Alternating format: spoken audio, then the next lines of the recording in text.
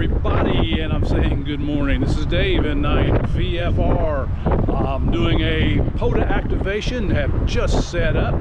Maybe you can see my adventure mobile in the background over my shoulder, and the mast set up. That has my Albatross 1 on it. The Albatross 1, of course, the 10 meter, it's a spider beam. And this is my wire, 18 gauge speaker wire.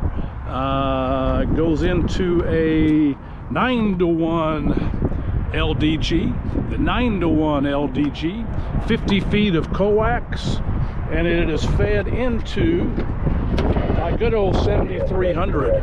Ooh. And also, as well as POTA, I'm going to play some WinterHeat. WinterHeat is a VHF UHF contest. It goes 6 meters FM, a couple of frequencies, and boy, I don't know how many bands. I'll be able to get 2 meter and 440. My area, just kind of northeast of St. Louis, is really a hotbed for the contest called WinterHeat. It's a lot of fun, and what it's very good for is getting bands that I don't normally get while doing a POTA activation. And yeah, it's going to get me towards N1CC for this park, US 11329, Bell Fountain. It's a Missouri Department of Conservation area. Over my shoulder is Interstate 270, just north of St. Louis. If you can look really, really hard, maybe I can set it up. But over my shoulder, you see some skyscrapers from the city of St. Louis, probably looking into the sun more than anything. Hey, I'm gonna see what I can do here, get a little damage done, try to get some bands done. I want to get at least 10. See you in a bit, N9 VFR. Well, I am back. Finished up US 11329, a good, successful activation. Did some WinterHeat, got some points there, and just as importantly, I got some bands. I added 220 towards the N1CC. I came here having 5. That made it 6. Then I got 30 meters. Did some FT8. 30 meters, I got 12, I got 15, I got 17. And the problem here is the wind is really strong today and gusting. It's got to be well over 30-mile-an-hour gusts. I haven't checked the weather service, but some significant winds.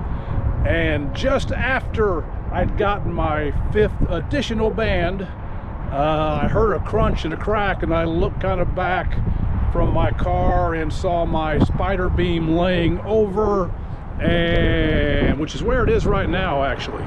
I'll show you what happened here. There is the result. That was my support underneath my tire, and as you can see, I think that board is going to need to be replaced. It was very old wood. It came with the house whenever we bought it a long time ago, and yeah, I think that one's going to the trash. About 4, maybe 5 times I heard that spider beam sound. If you have one, you know what I'm talking about. Click, click, click, click, click, click, click. And you know, one section at a time, the spider beam is hitting the bottom, it is collapsing.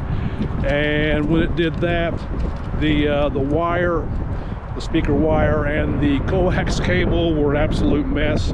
I had to disconnect the ballon, untangle both the coax and the speaker wire, and then set it up again. I think I did that 5 times. And the good news is, though, I got the N1CC here. I was really hoping to walk away with at least 100 QSOs. I was just tuning into 20 meters, going to set up some single sideband on 20, try to log a whole bunch, and that part was not successful.